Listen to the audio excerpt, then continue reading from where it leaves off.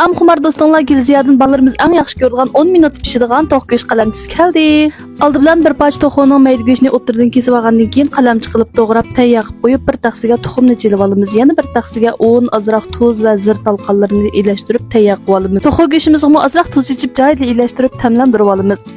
Andan bu to'q go'shtimizni savarchalik bilan bir taldan tuxumdan o'tkazib bo'lib, teshik bir qavat un chaplashtirib yetib, yana bir qitim tuxumdan o'tkazib, unga milib olsak tayyor bo'ldi. Har bir parcha go'shtni savarchalik bilan mana shunday mashg'ulot qilib, chaplashib qolmaslikni oldin olgan asosda bir taqsiga tizib olamiz. Har kuni o'xshash vaqtda o'zingizlarga mazali taomlarni tayyor qilyapman. Yurak berishni unutqanmanglar, hamda meni qo'shib ilinglar lozim bo'lganda topolmay qolasizlar. Qozonga mayni qo'yib o'tirhal qiziganda mana shunday bir taldan cho'kiga qisib, abay tayyorlab olgan to'q go'shtimizni mayga qisib tag'lashga boshlaymiz. To'q go'shtni bir xil qozonga to'kib silib etmaymiz, bo'lmasa chaplashib qoladi. To'q go'shtni sap bo'lgandan keyin o'tirhal o'tda aldirmay dag'laydigan bo'lsa, ishqan sir ustiga laylab chiqadi. Shunday oltin rang bo'lganda qozondan olsaqli bo'ldi.